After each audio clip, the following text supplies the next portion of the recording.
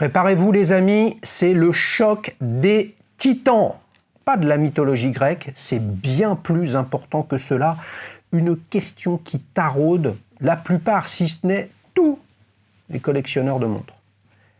Quel est le chronographe le plus désirable du marché? Moi, je n'en vois que deux. Et oui, la Rolex Daytona 116-520 cadran noir que va nous raconter Nicolas, qui est juste à côté de moi. Tout ça dans une joute verbale avec ma Speedmaster de chez Omega, référence 145022. Vous savez que j'aime les chiffres et les dates, les amis. J'ai bien peur que le droit d'aînesse ne gagne à tout point de vue. Restez avec nous dans l'octogone pour cette battle la plus attendue de l'année.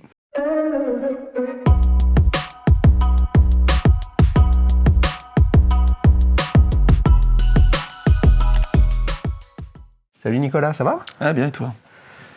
T'es chaud? Hyper. Il m'a l'air un peu balèze le mec. Bon, moi j'ai perdu du poids aussi, vous allez voir, je vais le laminer avec ma speed face à cette Déto. Vous le reconnaissez un petit peu aussi? Chronique montre, c'est ça? Oui, c'est ça, exactement. Il est youtubeur, il y a 2 youtubeurs de plus de 50 ans, les amis. Il y en a un de plus de 60, il y en a même 2, je crois, sur le YouTube Game. On vous laisse les deviner. On leur dit bonjour. Oui, effectivement, bonjour. On pense à Franck et à Gérard. Vous faites du bon boulot, les amis. On rigole bien aussi en vous regardant. T'es venu avec? Voilà, elle est là. Elle est toute belle. Fais voir. Ouais. Moi aussi, je suis venu avec.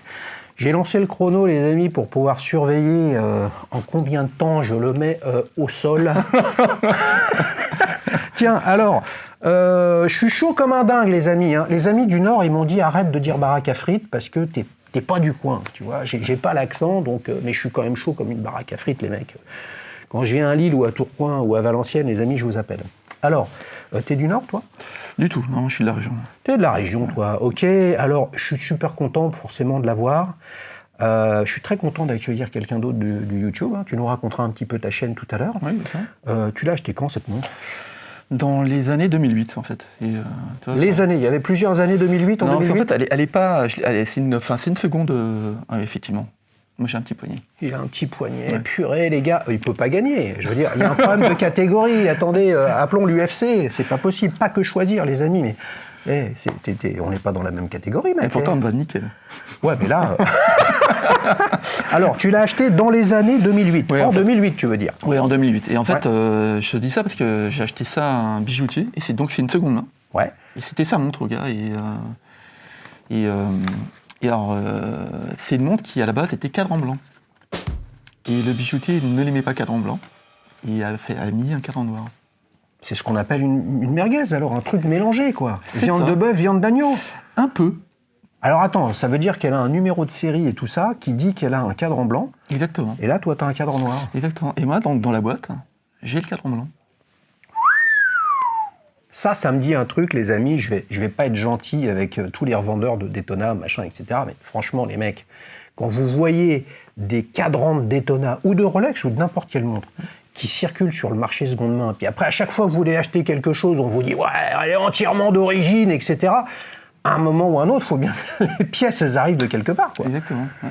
Et pourquoi tu ne fais pas monter dans l'autre sens? Ah, tu seras sûr de perdre la battle. Non, mais moi, effectivement, je la préfère définitivement cadran noir, cette montre. Et je veux dire, la cadran blanc, pour moi, c'est la Paul Newman. En fait. Donc, non, toi, la Paul Newman, tu veux dire, oui, cadran blanc sous cadran noir. Exactement. On ne sait pas ce qu'il fait comme boulot, le gars, mais d'abord, il va se faire défoncer dans l'octogone, mais il faut turbiner pour se payer une Paul Newman. Oh. Non, mais justement, donc en fait, moi, c'était soit je prenais une cadran blanc de Paul Newman, donc il fallait que j'économise des années, tu vois. Et tu l'auras toujours pas. Voilà. Soit je prenais la version qui me plaisait le plus, à savoir cadran noir. Et donc en fait, quand je l'ai commandé, je pensais que c'était une cadran noir pure, tu vois, pas une merguez. Ouais. Alors vous le savez, les amis, maintenant, et vous me dites en commentaire si vous trouvez ça sympa. Je pense que tu l'as remarqué parce que je lui ai demandé une photo de la montre avant qu'on enregistre, et pour vous poser la question, de lui poser des questions. Et là, on a, alors je ne sais pas ce qu'il a comme compte, lui, mais c'est SASE2CW, il se reconnaîtra. Évidemment, qui lui nous demande combien ça coûte, tu l'as acheté à qui et dans quelles conditions. En fait, c'est intéressant. On comprend que tu l'as acheté en seconde main en 2008 et beaucoup de gens sont venus, vous le voyez sur les images, on a une montre qui vit. Hein. Là, il n'y a Ouais. pas de doute là-dessus. Hein. Ouais. Tu l'as passé à la brosse. Qu'est-ce que tu fais? Tu fais du ponçage avec? Ah, tout. Non, mais elle est pour beaucoup de gens déglinguée, c'est un scandale. Et elle est pour beaucoup d'autres magnifiquement abîmée par quelqu'un qui l'utilise. Qu'est-ce que tu as envie de leur répondre à tous ces gens-là? Bon, en fait, effectivement, alors c'est une montre que j'ai... Enfin, c'était ma première belle montre, celle que j'ai aimée, quoi, tu vois. Et en fait, je l'ai portée tous les jours pendant pas loin de 10 ans, quoi, tu vois. Et, Donc de 2008 à 2018. un peu plus, parce qu'en fait, j'ai basculé. Alors, il lui arrivait un malheur à cette montre, tu vois. Et pendant le Covid, Ouais. donc cette montre est tombée côté saphir dans ma salle de bain. Ouais. Et le saphir a explosé. Bon, arrêté de l'histoire, je me suis retrouvé sans montre. Et donc, alors que je m'étais dit, ça serait mon unique montre. Mais tu vois. c'est de la merde chez Rolex qu'ils font là. C'est quoi cette histoire? Le saphir, il tient pas? Ah non, elle est tombée. Alors, incroyable. Elle est tombée à plat comme ça, tu vois, comme un pare-brise. Tu vois, enfin. Ouais, mais à la limite, est-ce que c'était pas un coup de chance? Il vaut mieux qu'elle tombe comme ça, tu pètes le pare-brise, puis il n'y a rien d'autre. Donc qu'est-ce que t'as fait? Donc en fait, je l'ai emmené au bon marché. Ouais. Et en SAV. Et en fait, je me suis retrouvé sans montre un paquet de temps, quoi. Et donc, je me suis dit, non, je vais pas rester sans montre, c'est pas possible, quoi. Donc, et c'est Et là. t'avais combien de montres à ce moment-là? Là, il était là. C'était ma montre. T'avais qu'une montre que t'as portée pendant 10 ans et t'as failli la déglinguer. Exactement. Ouais. Et donc en fait, c'est ça qui a déclenché le fait que j'ai dit, tiens, on va aller voir ce qui se passe ailleurs, quoi. On va regarder d'autres marques, etc. Et en fait, ça m'a redonné le goût d'aller voir les montres, etc. Moi, j'adore ça, les amis, parce qu'on pourrait croire, franchement, que tout ça, c'est préparé à l'avance, etc. Alors, en fait, non. Dans les questions que te posent les abonnés de la chaîne, et les amis, si vous êtes abonné à Dalichou, c'est que vous aimez sa bonne mine. Il est bronzé et tout ça, il a une belle déto, il est sympa. Pour l'instant, il est sympa, mais attention, tout à l'heure, il va répondre aux 60 secondes chrono, il va moins faire le malin. On a notre ami 42 Notorious, qui pose une question quand même. Quelle est l'utilisation de la montre que tu as faite pour en arriver là? Donc on comprend qu'elle est tombée. Et puis on a Maxime Verdois, 1992, qui lui pose une question où tu vas nous répondre. Pourquoi dit-on que le SAV Rolex est horrible? Est-il horrible ce SAV? Alors en toute transparence, j'ai pas eu à souffrir de ça, quoi. Eh ben ouais. Voilà. Donc ils t'ont changé ton verre en combien de temps? Très longtemps, parce qu'en fait la personne, donc l'horloger, Ouais. était à risque, profil à risque pendant le Covid. Et donc Ouais. en fait, ils ont accumulé une quantité de montres en SAV, quoi. Et Ouais. donc je l'ai récupéré au bout de 6 mois, quoi. Alors attends, ouais, mais les amis, Le Bon Marché, c'est à Paris, c'est un des grands magasins parisiens, avec une clientèle principalement, si ce n'est exclusivement parisienne, peu touristique.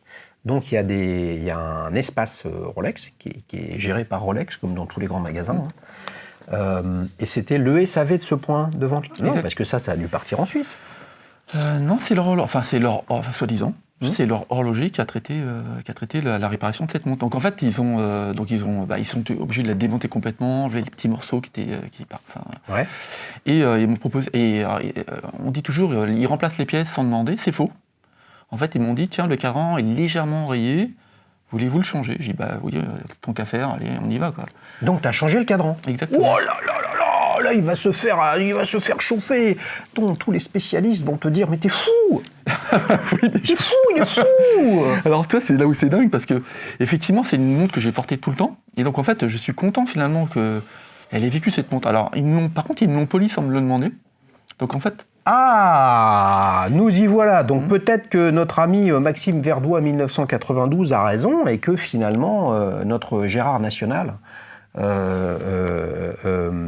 raison sur le sujet. Non mais attends, ça veut dire quand même, il te pose la question pour le cadran, mais il te pose pas la question pour le boîtier. ouais, il devait se dire, non, cette montre-là, il l'a trop portée, faut qu'elle Mais soit luisante. qu'est-ce qu'ils t'ont poli? Alors le bracelet notamment, tu vois, enfin. Ah bah depuis, tu l'as bien porté alors. Exactement. Mais en fait, c'est vraiment une montre que j'adore, quoi. Donc effectivement, je la porte tout le temps, quoi. Et donc elle vit cette montre. Et donc en fait, quand tu la portes, elle prend un coup par-ci par-là, un mur, une porte. Enfin, tu vois, c'est une montre qui vit, quoi. Elle dort pas au coffre. Hein. Enfin, elle dormait pas au coffre. Ouais, mais alors attends, bouge pas. Donc c'est quand même ambigu ce que tu nous dis, les amis. J'ai l'impression qu'ils nous baratinent. Non, je déconne. Je déconne. Ce que je veux dire, c'est que ils te disent le cadran est rayé, est-ce que vous voulez le changer? Toi, tu dis oui. Ils te le Exactement. changent. T'aurais dit non, ils ne te l'auraient pas changé. A Exactement. priori, puisqu'ils t'ont demandé. Oui, c'est Ok. vrai. Mais ils te polissent la montre sans te le demander. Donc ça démontre quand même qu'ils font des trucs sans forcément demander. Parce que j'imagine que le Le polissage fait partie de leur procédure de maintenance, quoi, Ouais. par défaut, quoi. Ouais. Et par contre, le cadran, ça, c'était au libre goût de la personne qui faisait la Ils t'ont pris réparation. combien pour ça? La réparation complète? Ouais, l'ensemble. 1300. 1300 balles. Ouais, Ok. ouais. Donc changement de verre, changement de cadran, et puis révision complète, j'imagine. Exactement, ouais. Ouais. Ok. Et marche toujours aussi bien? Ouais, elle est top, ouais. Ouais. Alors là, les amis, je voudrais venir sur ce sujet qui est un sujet ambigu, qui est compliqué, et je trouve qu'il y a une approche un peu trop mainstream sur le sujet, sur l'histoire du changement des pièces. Rolex, ils ont construit leur force sur la robustesse de tout ce qu'ils font, des matériaux, des pièces, du calibre, etc., etc. Ils sont en partie responsables, pour moi indirectement, de cette énorme hype sur les montres d'occasion, du vintage, du truc, etc., etc. Mais c'est pas incohérent non plus que lorsque vous amenez une bagnole chez un garagiste et qu'elle est déglinguée, qu'on vous change les pièces. C'est leur politique, c'est leur stratégie. Si vous n'êtes pas d'accord, bah vous dites non. Si vous ne voulez pas, vous ne l'amenez pas chez eux, mais vous le savez. Et dire ou laisser entendre que c'est dégueulasse, c'est un scandale, ils changent le truc, etc. Mais c'est parce qu'aujourd'hui, les amis, vous êtes complètement à délirer avec votre chocolat couleur merdasse de patine. Et le jour où cette patine-là, plus personne n'en veut. Tu vois? Qu'est-ce que tu en penses de ça? Tu vois, ton cadran, il aurait pu être complètement craquelé. Ah ouais, c'est un cadran Spider. Et pour autant, tu l'aurais fait changer. Donc, qu'est-ce que tu en penses, toi, de cette logique de... et je te dis ça parce que, justement, tu as fait le choix inverse. Toi, tu t'es dit, bah, si mon cadran est abîmé, vous m'en mettez un neuf. En Ce fait, qui est l'opposé de la logique de la valeur du marché. alors déjà, moi, j'achète pas les montres pour investir, donc clairement pas. Donc, c'est une montre que je vais essayer à mon fils quand je serai plus là, quoi, tu vois. Ouais. Enfin, donc, ça, c'est le premier point. Et après, moi, je critique pas les gens qui ont cette volonté de vieillir leur montre complètement. Enfin, moi, et chacun fait ce qu'il veut, quoi. Enfin, il n'y a pas de problème. Mais moi, je voulais avoir retrouvé le cadran que j'avais acheté à l'époque, quoi. Donc, même si le boîtier vit, quoi, tu vois. Enfin, Et l'ancien cadran, ils te l'ont pas rendu. non, par contre, non. Ouais. Ouais. Et tu t'es pas dit, je vais mettre la blanche? Blanche? Non, parce Je que vais essayer. définitivement, je préférais, Définitivement. je préférais le cadran noir. Ouais. Bon, vous avez compris, les amis, si vous cherchez un cadran blanc pour monter une Rolex Daytona cadran blanc 116 C120, parce que vous avez le reste pour vendre une montre immaculée, jamais touchée, absolument fantastique, toute pièce d'origine, vous avez compris qu'il y avait une pièce à récupérer chez notre ami Nicolas. Je sais pas, je suis chaud. Alors, il y a des mecs chauds quand même hein, dans les commentaires, il y a des comiques aussi. Il y en a un... qui nous dit quoi? Il nous dit un truc assez dur en fait, mais je ne retrouve pas la question, pardonnez-moi les amis. Alan 34 19 21, quelle horreur! J'aurais honte de porter une montre aussi sale, aussi déglinguée, aussi rayée, etc. etc. Et d'autres disent, génial, enfin une montre qui n'est pas une montre de coffre, et une montre qui vit. Bah, en fait, moi, cette montre, qu'elle soit rayée ou pas, moi, je l'adore. Tu vois, enfin, donc. Mais ça t'emmerde pas qu'elle soit rayée? Non. Non, cette montre, je l'ai achetée pour la porter, quoi. Pas pour qu'elle vieillisse en coffre et que je la sorte immaculée. Tu vois, enfin. Avec une patine chocolat tirant vers le ambre sur les index. Patrizzi, les amis, une tuerie. Mais non! C'est un modèle plus ancien, tu déroules, Xavier. Eh oui, les gars, je m'amuse de cette situation parce que c'est pas pour ça que tu as acheté cette montre. Alors justement, en 98, le moteur, pourquoi tu es allé sur une Rolex? Pourquoi tu es allé sur une Detto? Alors en fait, à l'époque, j'avais pas une montre aussi chère. Enfin, donc, et j'avais pas mal de collègues qui avaient des belles montres, et notamment, ils avaient des Speedmaster. Et tu as voulu faire le vilain petit canard? Oui. Clairement. Je me suis dit, oui, il faut, effectivement, ce sont des belles montres. Enfin, j'étais obligé de force. Enfin, c'est des belles montres, ça donne envie, etc. J'ai dit, bah, quitte à avoir une belle montre, autant pas avoir la même montre qu'eux, quoi. Enfin, et l'une comme l'autre me plaisait, hein, en toute transparence. Hein. Donc là, c'est une fausse battle parce que j'aime la speed. Il sent qu'il est en difficulté, donc là, il essaye de m'amadouer. Non, mais en fait, c'est deux montres qui ont des belles histoires. Tu vois, enfin, ça, c'était important dans ton choix? Alors, non, j'imagine que tu comprenais et que tu avais complètement en tête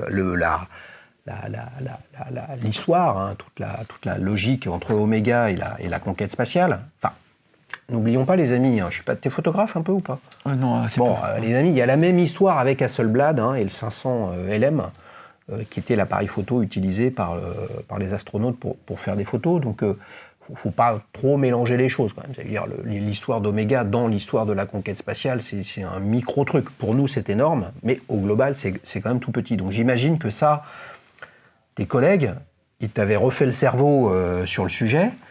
Et qu'est-ce qui fait que tu voulais pas faire comme tout le monde? Justement, enfin moi ça a toujours été une philosophie chez moi. C'est Tu veux toujours faire différemment. exactement. Si vous voulez voir une chaîne YouTube différente, les amis, Chronique Montre. Pourquoi? Parce que c'est Nicolas qui la présente. Je vous Ça, remercie. hein Ouais, c'est bah ça. ouais. Qu'est-ce que tu fais sur ta chaîne? Justement, alors, je présente généralement des montres que j'ai achetées, quoi, donc, Ouais. ou bien je présente des sélections, mais en fait c'est forcément des montres pour lesquelles j'ai un coup de cœur. Quoi, tu vois, Ok.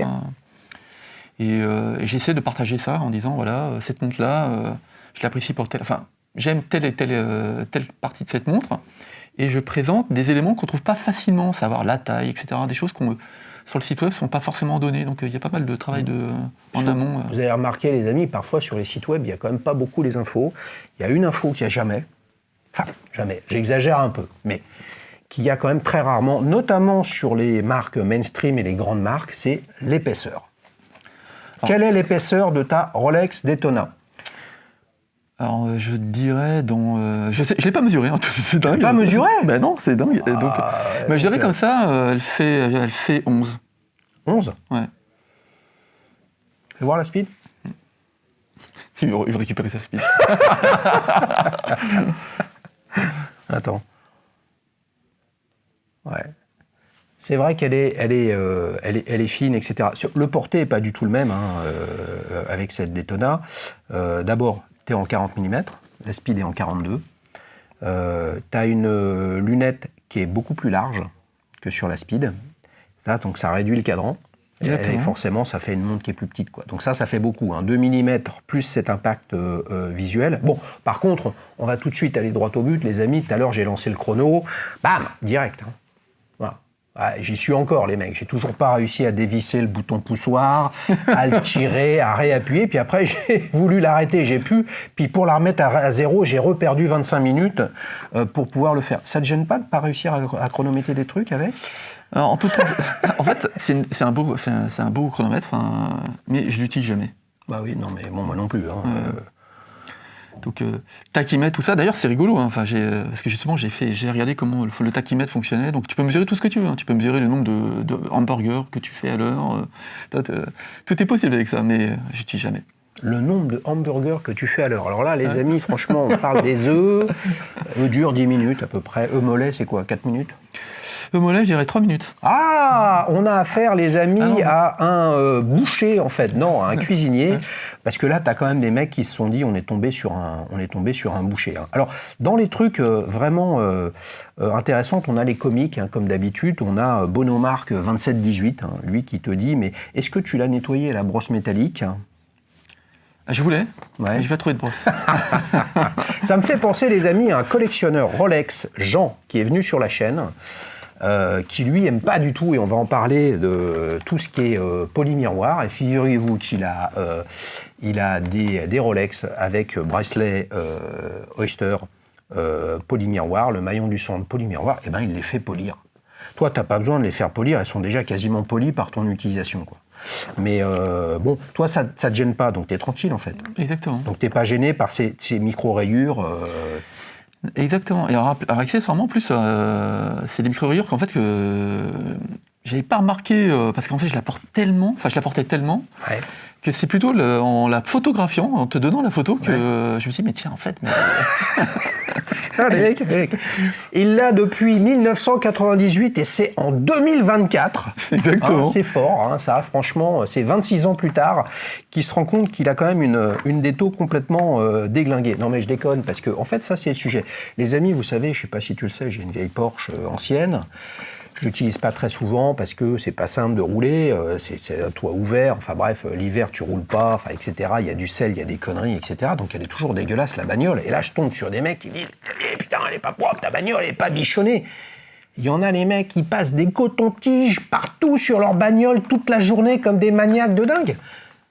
Chacun son truc. Exactement. Je vais pas passer ma vie à nettoyer ma bagnole pour qu'il n'y ait pas un pet de cheveux ou une feuille à l'intérieur ou un peu de boue sur les jantes. C'est bon ça, c'est pas possible.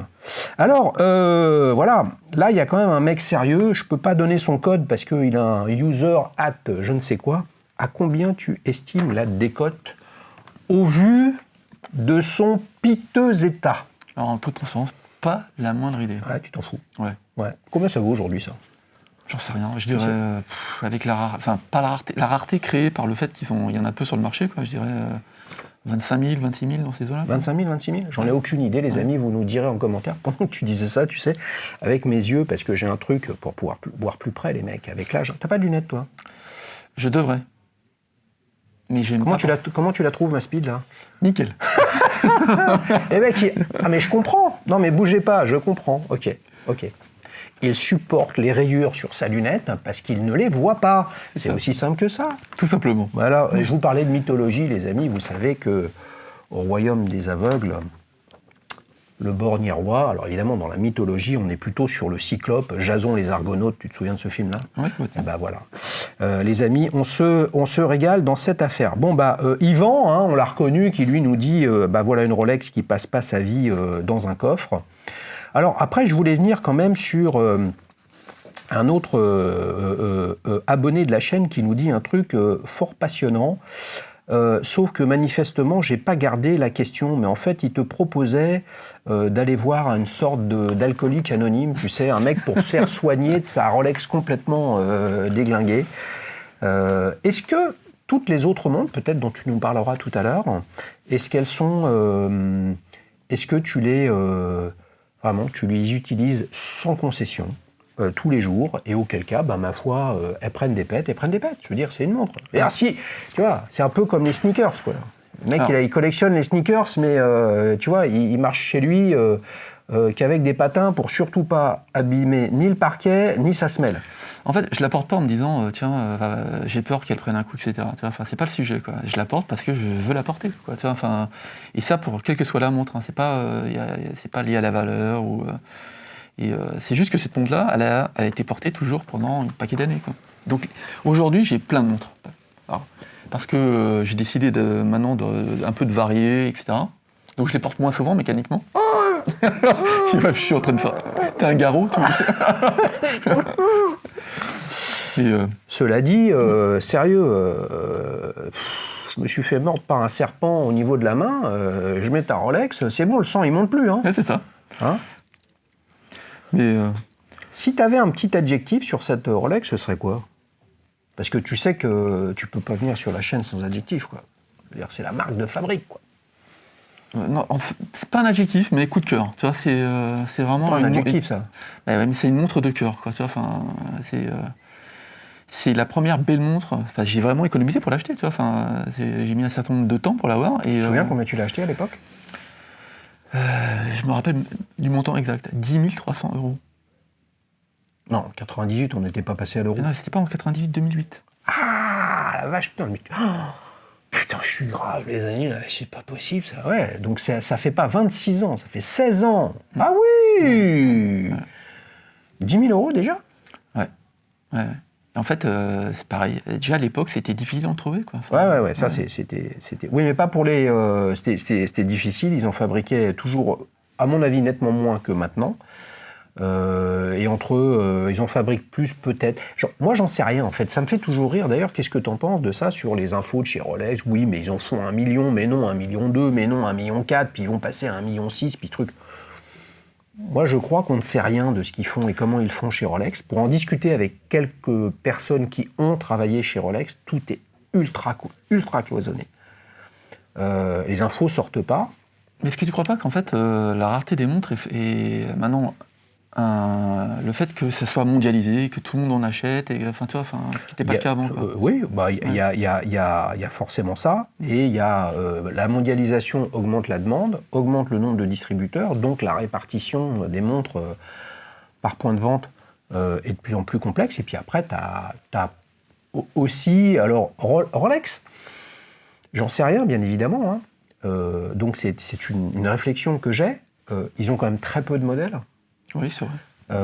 Tu prends une autre marque comme Audemars Piguet qui n'a cessé de décliner dans tous les sens sa Royalo, qui est d'en faire très très peu à chaque fois. Là, je me demande s'il n'y a pas un vrai travail de désirabilité. Et ma foi, le luxe, c'est quand même quelque chose de rare. Donc, comment tu fais rare alors que tu veux faire beaucoup de volume? Bah, tu tronçonnes ton offre qui fait qu'elle est extrêmement rare et on te fait attendre dans une liste d'attente. Ces listes d'attente, t'en penses quoi, toi? Tu te vois attendre chez Rolex, là? T'as pas attendu quand t'as voulu l'acheter? Effectivement. Ouais, non, mais moi j'ai des tas d'exemples d'amis qui sont sur des listes d'attente, quoi, parce que justement ils veulent pas le payer la prime à le fait de l'avoir tout de suite. Pourquoi ils achètent pas autre chose? Parce que. Qu'est-ce qui nous emmerde avec leur Rolex, là, tes potes? Moi, j'en sais rien. Non, mais Ils sont cool, hein, ces potes, les amis, on est dans l'octogone. Attention, c'est une battle quand même. Non, mais ils pleurnichent ou pas? Du tout. Ah, ça va. Ouais. Tu vois, je veux dire, si la donne de marché, c'est t'attends 3 ans et peut-être qu'il t'arrivera un truc et on t'appelle au bout d'un an ou on t'appelle jamais, et que t'acceptes, moi, ça me va bien. Ce qui m'insupporte, moi, c'est quand on pleurniche parce que gna gna gna gna gna. Mais il y a combien d'alternatives à la Daytona et la Speed? Il y en a des centaines. Alors, déjà, il y en a des centaines, mais accessoirement, la Speedmaster, pour parler d'irréversibilité, elle est plus facile d'accès, quoi. Ouais. Donc, s'ils veulent un beau chronographe, bah voilà, la Speedmaster, très bien, quoi. Enfin, ouais, bah alors après, là, c'est la différence de stratégie entre les deux marques. C'est que Omega a fait le choix de la déclinaison dans tous les sens, plus petite, plus grosse. Type 57, type First Omega in Space, type Moonwatch, ils viennent encore d'en ressortir une là avec les anniversaires, etc. Et puis les amis, les Américains qui retournent sur la Lune avec la NASA, donc on va y avoir droit une nouvelle fois. Moi, ça me choque pas. Mais où je suis plus sensible quand même, c'est le délire de l'augmentation des prix. C'est-à-dire que Rolex, ils peuvent augmenter leur prix, de toute façon, il n'y en a pas. Omega, ils augmentent leur prix sur la Speed et il y en a, et ils ont quand même sacrément augmenté leurs tarifs. Moi, je ne leur souhaite pas, les amis. Je pense qu'on sera d'accord là-dessus. Mais à un moment ou un autre, il ne faut pas prendre les clients pour des jambons. Entre tu veux acheter une montre, il n'y en a pas, et on te prend pour une merde. Donc si tu n'es pas un insider, tu ne peux pas jouer. Et puis quand il y a du stock, en fait, ouais, mais j'ai économisé, j'avais 5006 à mettre dans une Speed, et puis là on me dit qu'elle est à 8002, quoi. Bah, je vais te raconter une anecdote. Il n'y a pas si longtemps, parce que les augmentations, c'est pas si vieux. Et j'étais en train de regarder ma femme jouer au tennis, tu vois. Ouais. Et puis je me disais, tiens, j'aimerais bien m'acheter quand même. Je vais sauter le pas. Ça fait quand même un paquet de temps que je la regarde, cette montre. Je vais l'acheter, quoi. Donc je contacte un distributeur. Il dit non, elle est déjà, là, elle est plus disponible. Maintenant, c'est tel modèle. Et elle avait pris, je crois, 2 ou 3 000 euros. Donc la Speed.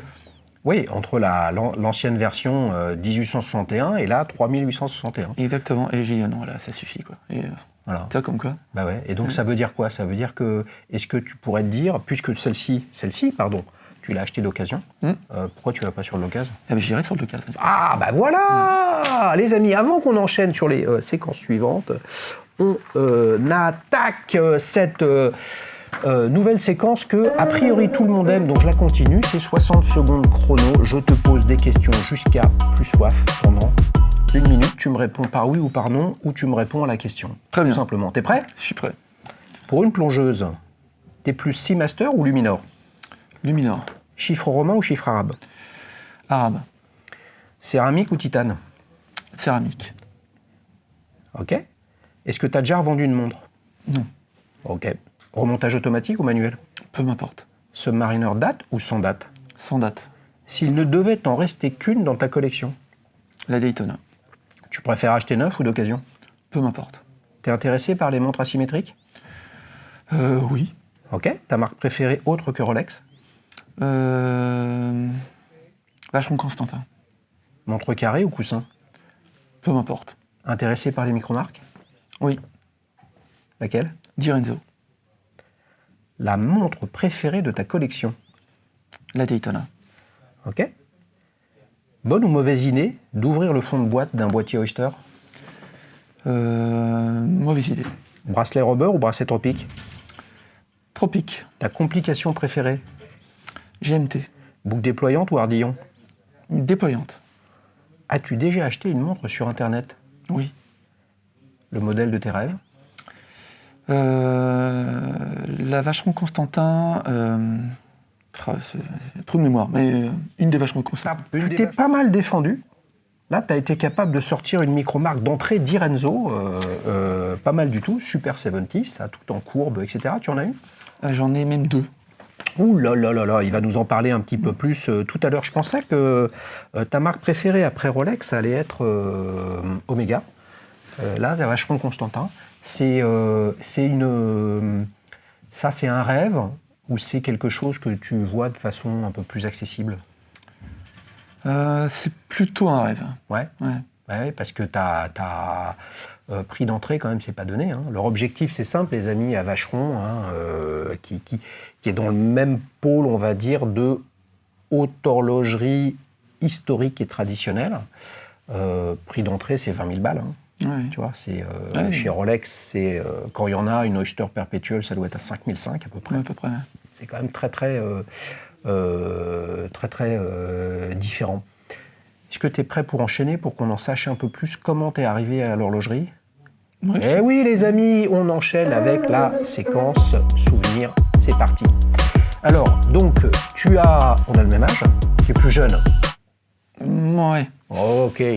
T'as raison, je suis bien plus jeune. Voilà, il est plus jeune et il fait beaucoup plus jeune. J'ai cru comprendre dans ce que tu nous racontes dans ton histoire que ta première belle montre, après chacun voit midi à sa porte sur une belle montre, donc oui, c'est cette Daytona en 2008. Exactement. Voilà. Mais est-ce que tu te souviens avant ça, parce que donc 2008, tu avais au moins 68 ans déjà, est-ce que tu te souviens à quel moment t'avais pas 68 ans déjà Non. en 2008? Ah non, bah il est beaucoup plus jeune. Alors, ouais. Est-ce que tu te souviens comment c'est venu ça? Parce que tu n'avais pas simplement l'entourage de tes collègues. Il y avait un petit quelque chose. Tu as bien eu une petite montre quand tu étais petit. Ouais, j'ai toujours eu des montres, c'est clair. Avant celle-là, j'avais une Seiko Spring Drive, Ouais. que j'ai donnée à mon fils d'ailleurs. Depuis, et c'est venu comme ça en fait. Et après, à force de côtoyer c'est une espèce de mimétisme. Des collègues te disent tiens, j'ai acheté ça, machin. Et c'est monté doucement, tu vois. Il me faut une belle montre. Ouais. Donc tu t'es fait,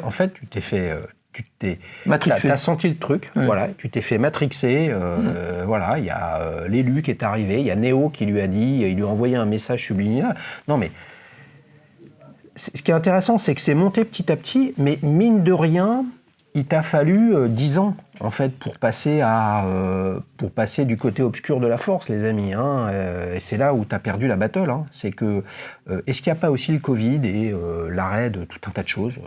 Plus de déplacements, plus de voyages, plus de vacances, on tourne en rond, etc. Après, chacun a sa propre vie, tu vois.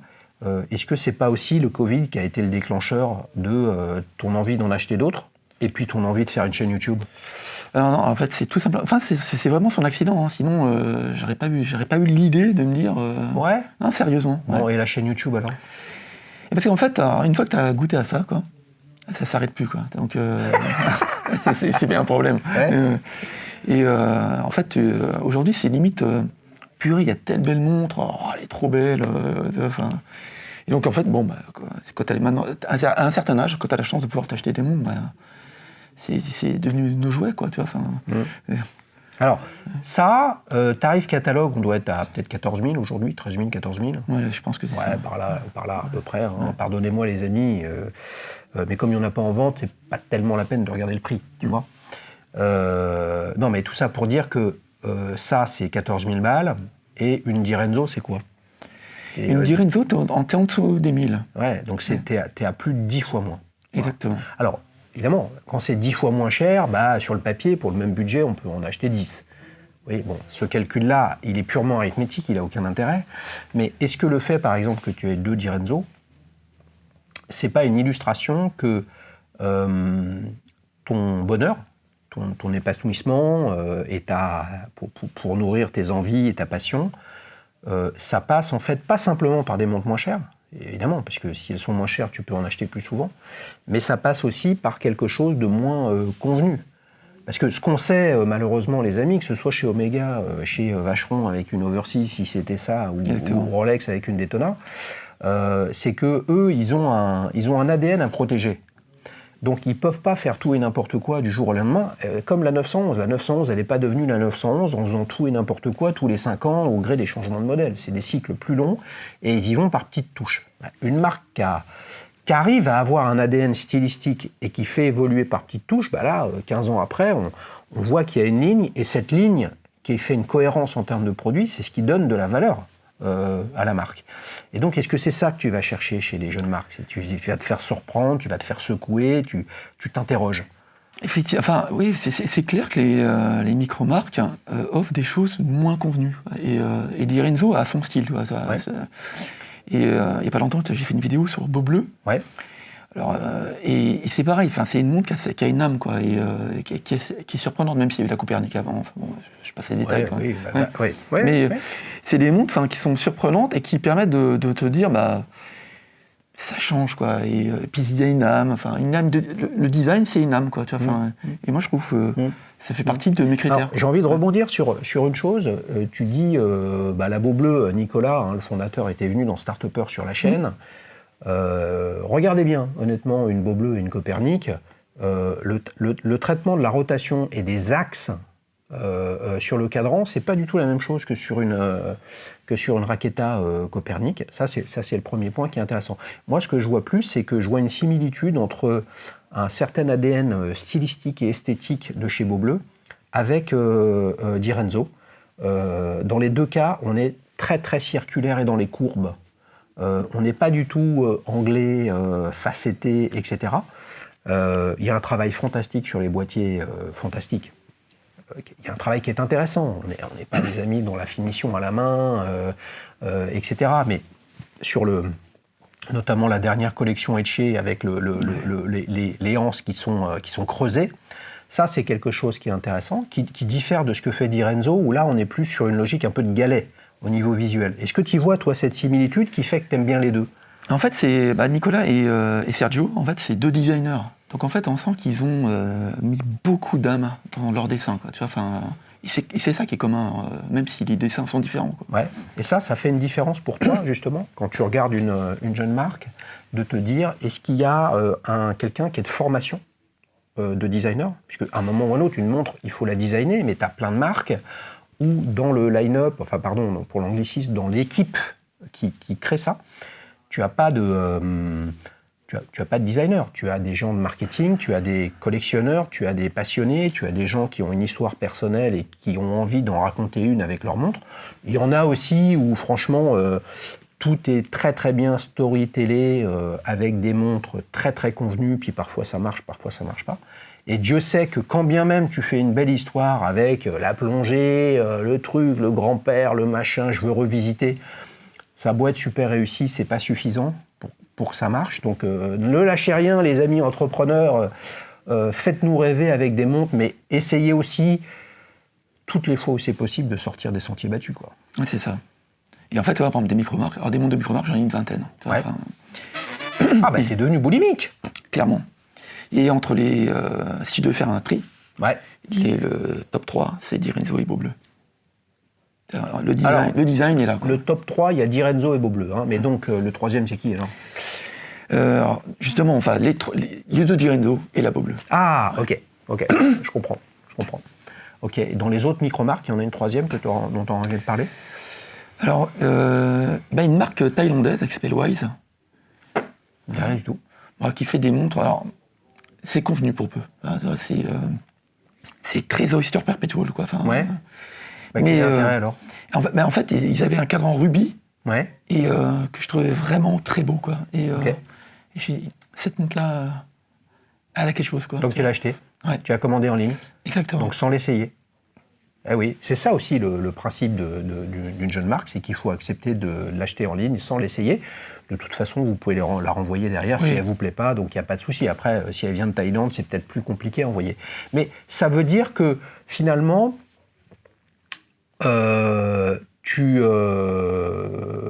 Parce que là, tu es en train de me parler d'un truc que moi je déteste, les amis. Alors, je remercie Lionel de la chaîne Chronoflexion qui a fait une super vidéo sur les montres hommages, qu'est-ce qu'une montre hommage, etc. Bon, une montre hommage, c'est de la merde. Voilà. Pour faire simple, moi, j'aime pas du tout. Voilà. Dans ce que tu décris, qui s'est fait un peu type oyster perpétuel, en fait, toi, c'est pas ce prisme-là que tu regardes, en fait. Toi, tu t'es dit, waouh, mais avec cette couleur, cette façon de faire, ce couleur rubis, ça me plaît, je trouve ça beau, un peu comme un bijou, Exactement. et t'y vas. Exactement, c'est exactement ça. Ben voilà. Lui, il ne se pose pas de questions par rapport à ce type de produit-là, et ça, c'est ni bien ni pas bien. Moi, je m'en pose, et moi, je me dis simplement, bah, quel est le travail? Quel est le jus de cervelle émotionnel, intellectuel, artistique, stylistique dans une montre hommage? Il n'y en a pas, c'est de la merde. Alors le pire, c'est que... Vous pouvez me détester, les amis, ils me le mettent en commentaire, etc. Mais pour moi, le fond du sujet, c'est celui-là. Mais en fait, moi j'ai fait une vidéo justement sur les montres hommages. J'avais acheté une Steinhardt, je crois. Ouais.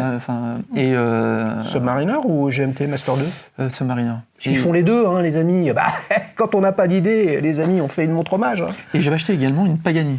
Ouais. Alors déjà, entre les montres hommages, pour moi, il y a un classement. Déjà, c'est Pagani. Ça, c'est pas une montre qui me plaît, hein, définitivement. Ouais. Et là, Steinhardt, en fait, même si effectivement, j'ai pas le coup de cœur pour cette montre, tu vois. Mais je dois quand même force être de constater qu'elle est bien finie, quoi. Tu vois. Ça me rappelle un copain qui était venu à la maison, qui avait acheté, c'était pas une Steinhardt, c'était une Invicta ou je ne sais quoi, type GMT Master 2 Batman, et il avait des maillons en trop, il n'avait pas d'outils, il vient à la maison pour que je règle son bracelet. Quelle daube! Je veux dire, c'est gras, c'est gros, c'est pas esthétique, ces trucs, c'est une catastrophe. Je suis sûr que là-dedans, il y a du bon, du moins bon. Mais il ne faut pas se leurrer sur un point. Pourquoi moi je dis que c'est de la merde? Parce qu'en fait, pour moi, une montre, c'est un message. Si le message, c'est de dire, bon, le marché, il dit que tout le monde veut une Submariner, eh ben, je vais faire une Submariner avec des petites pétouilles, des trucs, des machins, je ne vais pas mettre Rolex, donc c'est pas une tentative de contrefaçon et le design n'est plus protégé, c'est de la merde. Regardez-vous dans une glace et dites-vous que vous avez acheté une copie. Un point final. Et moi, acheter un truc qu'on copie, en fait, ça revient à aller acheter un poster de Miro chez Ikea à 29,99 € et puis après de vous monter le boulard comme quoi vous êtes fan de peinture, etc. Moi ça me sidère. Par contre, toutes ces marques-là, elles fabriquent chez qui? Elles font fabriquer dans la chaîne logistique principalement asiatique, hongkongaise, taïwanaise, chinoise, et donc forcément, un bon nombre de pièces de marques mainstream suisse, historiques, et beaucoup chez les jeunes marques, viennent des mêmes fabricants. Donc forcément, c'est bien fini. Tu vois? Oui, complètement. Tu vois, c'est ça le sujet. Donc en fait, si on vient sur, oui, mais les matériaux, oui, mais les trucs ou les machins, effectivement, à ce moment-là, vous avez un super truc. Mais en fait, d'un point de vue intellectuel, émotionnel, ce qui, moi, me guide, le pourquoi cette montre, et pourquoi elle me plaît, et pas simplement le quoi et comment. Parce que le quoi, oui, c'est une copie d'une Submariner. Le comment, fabriqué par des mecs qui savent faire. Et tout ça, c'est bien? C'est pauvre. Donc moi, je trouve que c'est de la merde. Ouais, je suis pas aussi tranché, mais parce qu'en fait, moi, je peux comprendre que quelqu'un puisse se dire, une Submariner, ça restera toujours inaccessible, parce que c'est quand même. Mais pourquoi il n'achète pas une Direnzo? Pourquoi pas, effectivement. Mais si c'est vraiment, si c'est la sub qui lui a tapé dans l'œil et il se dit, je veux ce design-là, moi, j'ai pas de. Non, franchement, là-dessus, j'ai pas de jugement, quoi. Mais par contre. Je ne juge pas les gens qu'on achète, je dis juste simplement, c'est de la merde. Ouais, je pense pas que c'est... certaines montres sont mal faites, ça c'est clair, et ils sont trop sur l'attaque du prix, quoi, et ils en viennent à raboter tout, quoi. C'est pas au rendez-vous, quoi. Non, mais ce que je veux dire, on s'amuse, les amis, et après on viendra sur qu'est-ce que tu as dans le tuyau. Est-ce qu'il va nous sortir une Steinhardt GMT Master 2 comme sa prochaine montre? J'ai pas l'impression que ce soit ça qu'il nous raconte. Non, mais je veux dire, toutes ces montres, elles ont une audience. Il y a des gens qui sont intéressés. Il y a des volumes. S'il y a des volumes, il y a moyen de tirer les coûts de production à la baisse, etc. Simplement, quand tu achètes quelque chose qui ressemble à quelque chose, les histoires de « j'ai pas les moyens de m'acheter ça, je m'achète ça », je suis désolé, l'offre justement des micro-marques, si vous voulez une plongeuse qui tue, Janos, Avisos, Janos, Mianikos, vous prenez une Serica 5303, vous avez une vraie montre de plongée, ils font fabriquer au même endroit que tous les autres. La question, c'est quel jus de cervelle, quel message, quel travail esthétique, quelle réflexion a été faite qui est présentée par la montre. Si c'est juste une affaire de comment je fais fabriquer de la bonne facture un truc qui ressemble à un autre, bah là, on est sur un produit de grande consommation, quoi. Est-ce que je prends le Fleury-Michon ou je prends le Herta comme jambon? Ça va pas plus loin. Hein. Mais est-ce que tu ne crois pas qu'on est tolérant sur certaines maisons horlogères? Parce que moi, j'ai en tête certaines maisons horlogères qui copient d'autres montres. Enfin, pas qui copient, mais qui s'inspirent, on va dire. Oui, bien sûr. Et qu'est-ce que tu penses de la Black Bay 58 et de la Submariner 58? C'est quoi la Submariner 58? C'est une... tu les mets côte à côte. Ah, tu parles. Non, qu'est-ce que je pense de ce que fait Tudor en reprenant le design des toutes premières Tudor Submariner? Des premières Submariner, il me semble. Ils reprennent leur design à eux. Qu'est-ce que tu veux dire à ça? Tu peux dire effectivement c'est consanguin, mais enfin, voilà, il y a plein de maisons horlogères comme ça pour lesquelles je trouve qu'on est assez tolérant. Quoi. Et pour autant... Ah non, mais attends. Ouais. Là, je ne suis pas en train de dire que tout ça, c'est le sujet des montres hommages. T'as toute marque, à un moment, tu peux te poser la question, mais en fait, c'est quoi ce que tu proposes? Si c'est de changer 1 mm de ci, de là, comme fait Rolex avec sa Submariner, bah, c'est décevant. Moi, je constate qu'en 2023, Rolex a fait mieux cette année, et Dieu sait que je suis critique avec eux, parce qu'en plus, il y a une offre qui est trop étroite, tout est tellement verrouillé que ça évolue un tout petit peu. Ils ont quand même ouvert le fond de boîte, d'où ma question tout à l'heure, de la Rolex Daytona, en platine, et ils ont sorti la 1908. D'accord ? Tu as des marques qui lancent des trucs où tu te dis, ils ne se fatiguent pas, ils vont puiser dans leur catalogue. Ouais, mais c'est quand même extrêmement différent de rendre hommage à son catalogue, où ça, effectivement, tu ne te fatigues pas et c'est dans l'air du temps, mais c'est ton catalogue. Ça n'a rien à voir avec... Oui, je suis d'accord. Tu vois ? Non, mais là, je te compare la Tudor et la Submariner, mais il y a d'autres maisons horlogères, j'ai pas envie de les citer, mais qui clairement s'inspirent fortement d'autres modèles. Quoi, l'inspiration, c'est la base de la logique artistique. C'est qu'est-ce qui te nourrit. Tu vois, regarde, la conversation qu'on a là, elle fait le tour avec le tout début sur Beaubleu, Raqueta, Copernic ou pas. C'est ça le fond du sujet. Alors moi, j'ai regardé une vidéo, je sais pas si c'était sur ta chaîne, mais en tout cas, Nicolas disait non, mais moi j'ai fabriqué ma montre indépendamment de la Raqueta, il n'avait pas connaissance, quoi. Donc c'est marrant que ça s'est collisionné, on peut dire. Sinon, il n'y a plus aucune idée, les amis. Et puis là, franchement, le potentiel en intelligence artificielle, quand vous voyez ce qui sort avec ce délire de la G-Shock, tout en or, pendu par une intelligence artificielle, etc., faudra se poser des questions. En fait, ces machines-là d'intelligence artificielle, elles vont piocher dans une intelligence historique qui a déjà été faite. Moi, si je synthétise tout ça, la question, c'est quand vous achetez une montre, posez-vous la question de pourquoi elle vous plaît à vous. Si elle vous plaît à vous, c'est super. Mais posez-vous aussi la question de pourquoi cette montre. Voilà. Et si une montre a juste vocation à ressembler à celles qui se vendent bien, donc vous cherchez une montre et là vous vous dites je comprends pas, j'ai l'impression d'avoir une Nautilus avec une Royal Oak et avec une Vacheron Constantin Oversize, ça peut être ultra réussi, super subtil, et en fait seul un bon connaisseur va réussir à voir les points de correspondance, mais sinon ça va être complètement neutralisé.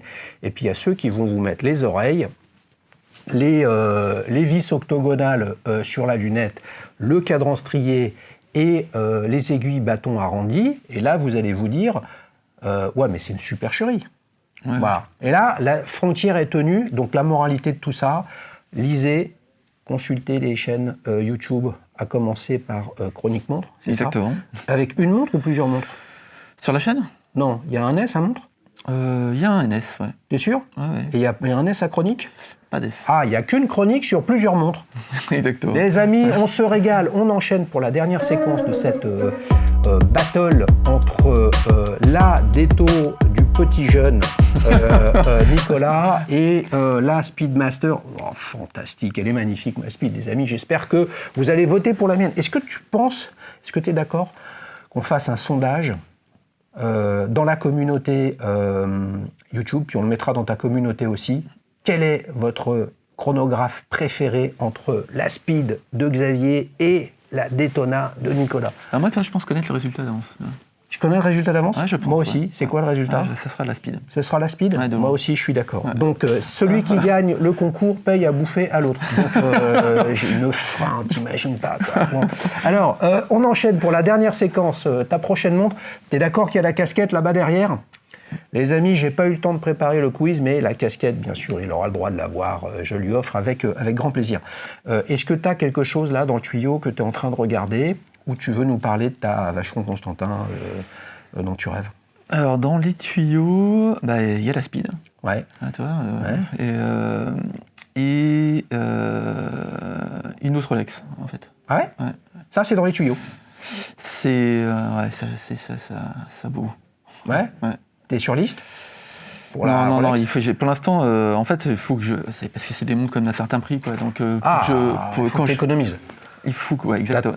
Déjà d'une part, ouais. Et quand bien même, j'achète pas ça comme j'achète un paquet de cacahuètes, tu vois. Donc, très mauvais pour la santé, les cacahuètes. Voilà, exactement. T'arrêtes, hein. T'es fit en plus, à mon avis, t'en manges pas souvent. Hein.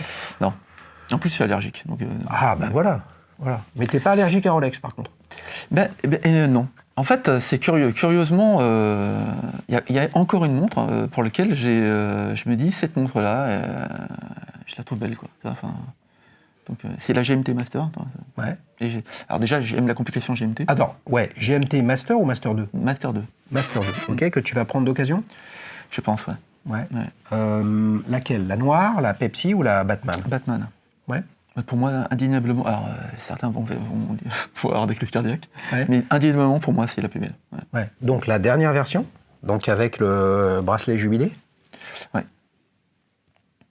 Pour moi, cette montre est magnifique. Ouais. Tu vois, et en plus, j'aime les GMT. En fait, j'aime le fait que le mouvement se déplace en 24 heures. Il y a une époque, j'avais acheté une montre chez Vasco, je ne sais pas si ça te parle. Il y a une marque de Bordeaux, ça. Exactement. Ouais. Qui vient de se relancer. Exactement. Et en fait, la montre, le principe, je dis, c'est une montre qu'il me faut, quoi. Tu vois. Alors le problème, tu vois, je porte pas de lunettes, et en fait, je ne l'ai pas aimé parce qu'en fait, je n'arrivais pas à lire correctement l'heure. Ah ouais, bah voilà. Donc les amis de Vasco, faut que vous lanciez des lunettes. Faites un deal avec Afflelou. C'est pas chin-chin, t'as une deuxième paire de lunettes, c'est qu'avec ta paire de lunettes, tu as une Vasco qui est offerte. C'est offert, c'est du brainstorming marketing qu'on fait avec Nicolas. Moi, j'aurais envie de te dire, attends, parce que les prix baissent. Ça peut être utile d'attendre un petit peu ce qui se passe. Là, il y a un sujet dont on n'a pas parlé, mais qui, à mon avis, tu vois, j'aurais envie de dire que cette déto, elle est discrète pour une Rolex. Exactement. La Batman Jubilé ou d'abord la Pepsi Jubilé, entre la céramique de la lunette, le cyclope et le bracelet Jubilé, vraiment bien fini, de polymiroir, etc., il claque. C'est limite un truc à pas pouvoir la porter, quoi. Mais c'est clairement mon frein. Tu vois? Prends-toi une Di Renzo. Mais ça pas de problème. Sergio, il en a 2. Est-ce qu'on en a 3 pour le prix de 2? Non, mais moi Di Renzo, moi j'adore Di Renzo. Enfin, à chaque fois qu'il sort un modèle, je me freine en fait. Sinon, parce que en fait, j'ai pas budget infini, hein, donc. Dommage. Donc, exactement. Et donc en fait, mais les montres Di Renzo, c'est une dinguerie, quoi. Enfin, alors attends, moi j'aimerais comprendre maintenant, parce que tu as la Speed, donc la 3861, ouais. Et tu as la GMT Master 2. Donc dans un cas, tu as un billet de 10-12 minimum. Dans l'autre cas, tu vas être à 8. Je sais pas comment elle tient. Ouais, non, mais bon. Ok, donc on va dire que c'est le même prix. C'est pas tout à fait le même prix. C'est beaucoup d'argent. Hein. Faut pas oublier ça, les amis. Si tu devais, je t'oblige, Nicolas. Ouais. Et tu dois respecter l'avis de ton aîné. Tu ne peux en prendre qu'une. Laquelle? J'achèterai une Direnzo. Alors j'ai mal posé la question, les amis, entre la Speed et la Rolex. Ah, bah la Speed, définitivement. La Speed, définitivement? Ouais. Alors pourquoi tu me parles de la Rolex, là? Parce que j'aime les complications GMT. Et en fait, c'est le monde que j'ai en tête. Alors, mais Bah, demande à Omega qui te sort d'une pile GMT. pourquoi pas? Là, on n'est pas sorti de l'auberge. Avec toutes les déclinaisons, là, on va plus suivre. Hein. Ouais, donc, non, mais t'irais plutôt sur la Speed. Ouais, définitivement. Ouais. Ouais. Parce qu'effectivement, c'est moins tape à l'œil, moins clinquant, ça se porte plus facilement. Enfin, Tu prendrais celle en verre saphir, logo en applique, avec le bracelet shiny, ou alors acrylique, fond de boîte fermé. En fait, j'ai envie de te dire, j'aurais envie de l'acheter en DESA, mais je les porte trop, et donc le saphir protégerait cette fameuse montre. Ouais. Sinon, il va passer son temps à mettre du polywatch dessus. Voilà. Après, regarde bien, hein, tu as ici une lunette hein, qui accroche, tu vois, par rapport à toi. Donc attention, hein, parce qu'on a bien compris qu'il était... on ne sait pas ce qu'il fait comme taf, hein, mais il est entre la brosse métallique pour enlever la rouille sur le portail et je ne sais quoi d'autre, le polisseur fou avec son Black & Decker ou son Makita. Mais c'est vrai que ça, c'est un enjeu quand même où il faudra que tu sois vigilant. Tu penses que ça peut être quelque chose que tu feras quand, ça? Très certainement cette année. Ouais, très certainement cette année. La Speed, ça c'est certain. Ouais. Tu nous tiendras au courant? Oui.